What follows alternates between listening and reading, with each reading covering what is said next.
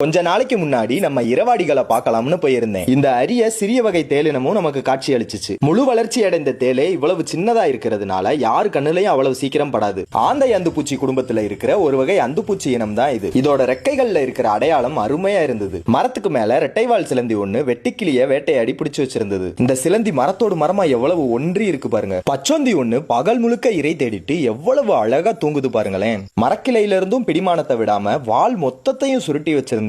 பாக்குறதுக்கே கண்கொள்ளா காட்சியா இருந்தது. சில முசிறெரும்புகள் சேர்ந்து இறந்து போன கொப்புள வண்ட மரத்துக்கு மேல தூக்கிட்டு போய்கிட்டு இருந்தது. பழுப்பு நிற வெட்டிக்கிளி ஒன்னும் செடியோட இலைக்கு மேல அமர்ந்திருந்தது. ஆலமரத்துக்கு மேல இந்த தத்துப்பூச்சிகள் நிறைய உட்கார்ந்து இருந்தது. பகல் நேரத்துல ஒண்ணு கூட வெளியே பார்க்கல. இருட்டின பிறகுதான் அனைத்தும் மரச்சார உறிஞ்சு குடிக்கிறதுக்காக வந்திருக்கு. நான் இதுவரைக்கும் பார்த்த தத்துப்பூச்சிகள்லயே அளவுல கொஞ்சம் பெரியதா இருந்தது. அதே ஆலமரத்தோட நிறத்திலேயே மரத்தோடு மரமா இந்த மரப்பள்ளி ஒன்னும் ஒட்டிக்கிட்டு இருந்தது. இந்த வண்டுக்கு பள்ளி இருந்தது தெரிஞ்சுச்சா தெரியலையான்னு தெரியல. அது பாட்டுக்கு கிட்ட வந்துட்டு திரும்ப வந்த வழியிலேயே ஓடி போயிருச்சு. புதருக்குள்ள தேவாங்கு ஒண்ணு பூச்சிகள் ஏதாவது சாப்பிட கிடைக்குதான்னு தேடிக்கிட்டு இருந்தது. ஓனான் ஒண்ணு பனை மரத்தோட ஓலைக்கு மேல கை கால் வாழெல்லாம் நல்லா ஜம்முன்னு நீட்டி எப்படி தூங்கிட்டு இருக்கு பாருங்க. இந்த எருக்கள செடியோட இலைக்கு மேல உட்கார்ந்து இருக்கிற சிலந்தியோட பெயர் தான் முட்கால் சிலந்தி. இந்த வகை சிலந்திகளுக்கு கால்கள் முழுவதும் முட்கள் போன்ற ஒரு வடிவமைப்பு இருக்கிறதுனாலதான் முட்கால் சிலந்தின்னு பெயர் வச்சிருக்காங்க. அதிகமா பகல்ல உணவு தேடக்கூடிய பகலாடி வகை சிலந்தி இனம். கரையான்கள் அனைத்தும் சேர்ந்து சிறப்பா ஒரு புற்று ஒண்ணு கட்டி வச்சிருந்தது. புற்றுகள்ல இருந்த பொந்துக்குள்ள ஏதாவது இருக்கான்னு பாப்போம்னு பார்த்தப்ப பெயருக்கு ஏற்ற மாதிரியே இந்த கரையான் புற்று பள்ளிகள் சிலவும் உள்ள உட்கார்ந்து இருந்தது. நம்ம சில்வண்டு ஒண்ணு பகல் முழுக்க நல்ல சத்தம் எழுப்பிட்டு இரவுல இலைக்கடியில எப்படி தூங்கிக்கிட்டு இருக்கு பாருங்க. உடம்பு முழுக்க மஞ்சள் மற்றும் கருப்பு நிறங்கள் நிறைந்து